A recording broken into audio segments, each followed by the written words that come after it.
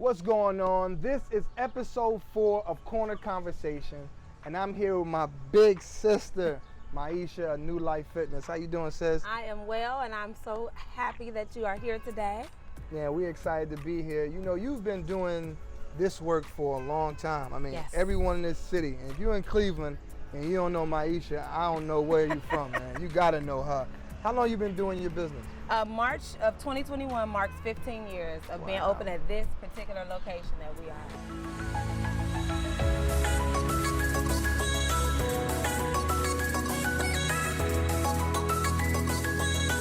How is it to be, you know, this black-owned business, this woman-owned business, women-led business?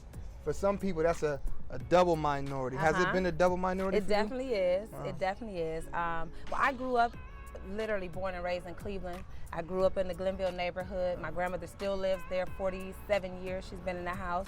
Wow. I'm a graduate of Cleveland Public School Systems, so it is an honor and a privilege for me to be able to have a business that contributes to the community for 15 years. Right. I mean, my goal is minority health improvement, and that's what I get to do. That's what I'm talking about. So, you know, Miesha, when you look at with COVID, that had an emotional impact on us, but it had a physical impact on us as well as far as our health goes. So I know that your business became an essential business, for real, for real. Yes. Like, how did you how did that impact you? And you kind of played a resurgence, really, in our neighborhood. For sure.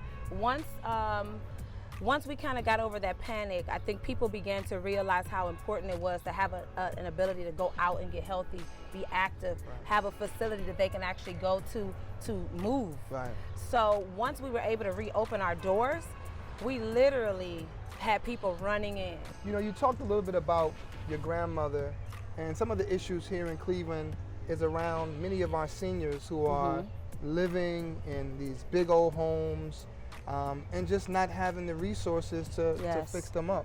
Yes. You know, what's your thoughts about that? Well, my grandmother is 81 years old. She's lived in the Glenville community for 47 years.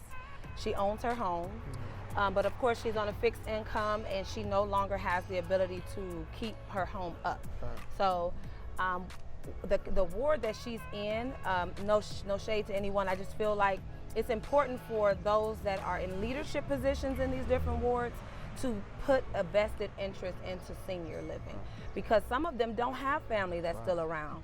My grandmother's fortunate enough to have us to come and try to care and help her. But at the end of the day, if there's funding that is out there, put it where it needs to be. Put it back into the people who pay taxes in your neighborhood. Right. You know, you look at this political season coming up, and you know, one of the reasons, sis, that I'm running for mayor, it plays a part in that. We have too many of our elders who are the reason why we have beautiful communities. I mean, they invested generations, right? Yes. They invested generations and generations into these communities, and now they're older and they need our assistance. It's a beautiful quote that says that a nation will not be successful as long as you don't take care of your elders or your young. And that plays a part here in our city. So one of the things I want to do as mayor, God willing, is I want to focus on bringing the resources back to the community and assisting those elders who are living in their homes, who want to live their golden years in their homes, fix their roofs or their porches, just simple things that will change their lives. How important for you is this upcoming election? This election is vital, especially after coming off of such a pivotal, presidential election. Now we need to really look at what's happening in our own communities, and we need to have people in place like yourself who are already doing the proven work. I talk a lot about people having what I call show and tell.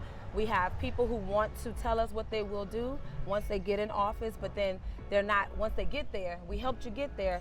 We need people who are doing what you're doing. And I say that to say, I personally brag on you, and I'm not in your ward. I don't have family members in your ward, but I watch the work that you're doing. And if you're doing this type of work and this type of investment in the community just on a councilman level, imagine how powerful it could be for you in the city as a whole. That's heavy, man. So I personally am supporting, rooting. I don't live in Cleveland, but everybody I know in Cleveland will vote for Basheer Jones. Oh, thank you, sis.